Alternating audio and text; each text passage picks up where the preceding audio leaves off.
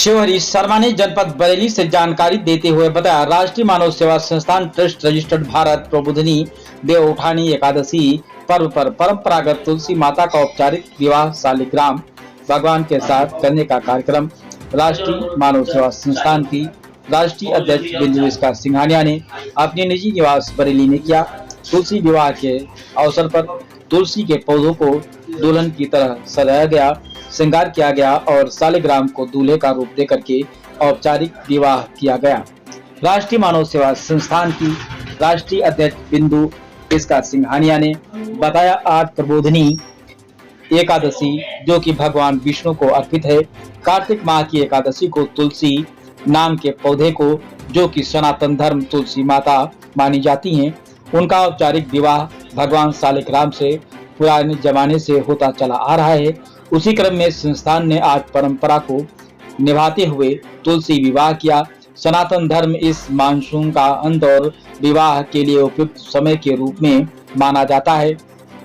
आज के दिन से सनातन धर्म के शुभ मंगल कार्य आरंभ होते हैं और मानसूनी फसल में नई मूंगफली, नई मूली, नया गुड़, शकलगंजी, सिंघाड़े, नए गन्ने पैदा होते हैं, जो कि सबसे पहले देवउठानी एकादशी पर भगवान विष्णु को अर्पित कर भोग लगाया जाता है और प्रसाद के रूप में संसारिक लोग ग्रहण करते हैं। आज हमने तुलसी विवाह करके शालिग्राम जो खन्ना की स्वयं भगवान विष्णु हैं, गन्ना, शकलकंजी, सिंघाड़े, मूली और मूंगफली का भोग लगाकर भक्तगणों में प्रसाद वितरण किया। वहीं तुलसी विवाह त्योहार मनाया गया। तुलसी विवाह कार्यक्रम राष्ट्रीय मानव सेवा संस्थान की राष्ट्रीय अध्यक्ष बिंदु इसका सिंघानिया, राष्ट्रीय महामंत्री नरेंद्र पाल, राष्ट्रीय उपाध्यक्ष राकेश कुमार मौर्य, मुकेश मेहंदी रत्ता, राष्ट्रीय वरिष्ठ उपाध्यक्ष पवन निहलानी, राजेश खुराना, संरक्षक भारतेंद्र सिंह, JR गुप्ता, डॉक्टर अखिलेश गुप्ता, राम किशोर आदि लोगों ने हिस्सा लिया, जो कि आप वीडियो के माध्यम से देख सकते हैं। आइए चलते हैं हमारे संवाददाता के साथ। जी मैडम, क्या नाम है आपका? नमस्कार, मैं बिंदु इशिका सिंघानिया, राष्ट्रीय मानव सेवा संस्थान से राष्ट्रीय अध्यक्ष। सर्वप्रथम तो मैं राष्ट्रीय मानव सेवा संस्थान की तरफ से समस्त देशवासियों को देव उठान एकादशी एवं इसे देव दिवाली भी कहते हैं और तुलसी विवाह की हार्दिक बधाई और शुभकामनाएं देना चाहती हूँ। आज मैंने अपने निज निवास पर तुलसी विवाह का आयोजन किया, क्योंकि आषाढ़ मास में हमारे इष्ट देव श्री हरि विष्णु जी अपनी शयन सैया पे क्षीर सागर में गए थे और आज के दिन ही इनकी निद्रा टूटी है और आज ये वापस हम सबके बीच में हमारे पालनहार एक बार फिर से आए हैं। और इसी दिन को देव दिवाली के रूप में भी मनाया जाता है, क्योंकि जब श्री हरि विष्णु जी की निद्रा टूटी और ये वापस आए तो सभी देवों ने इन पे फूल वर्षा करके और चारों तरफ दीप जला के ये दीपावली के रूप में भी मनाया था।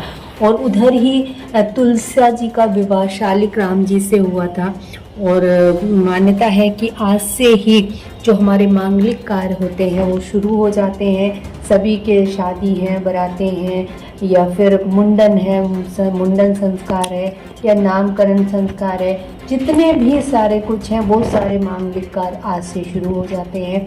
और इस दिन को देव उठान एकादशी को भी ऐसा माना जाता है कि ये ऐसा शुभ दिन है कि इस दिन किसी भी मुहूर्त की भी ज़रूरत नहीं होती। अगर किसी भी कुंवारे लड़के लड़कियों की शादी नहीं होती तो आज के दिन वो कर सकते हैं उनका विवाह और आने वाला जीवन बहुत ही सुखमय रहेगा।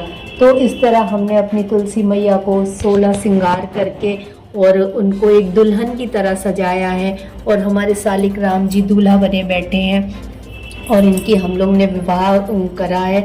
और आज कहते हैं कि नई फसल होती है तो नई फसल के ये सिंघाड़े हैं, मूंगफलियां हैं, गुड़ है, शकरकंदी है, मूली है। ऐसा माना जाता है कि सर्दियों की शुरुआत होती है तो ये सारी चीज़ें, गर्म चीज़ें हमारे, अगर हम एक साइंटिफिक रीजन से भी जाएं तो ये सारी गर्म चीज़ें हमारे जीवन को भी एक कहीं ना कहीं शक्ति प्रदान करती हैं और हमें जीने की प्रेरणा देती हैं। तुलसी विवाह करके आप क्या संदेश देना चाहती हैं वो बता दीजिए। तुलसी विवाह का संदेश यही है कि हर घर में अगर तुलसी जी हैं तो ऐसा माना जाता है कि श्री हरि विष्णु उस घर में 3 बार आते हैं।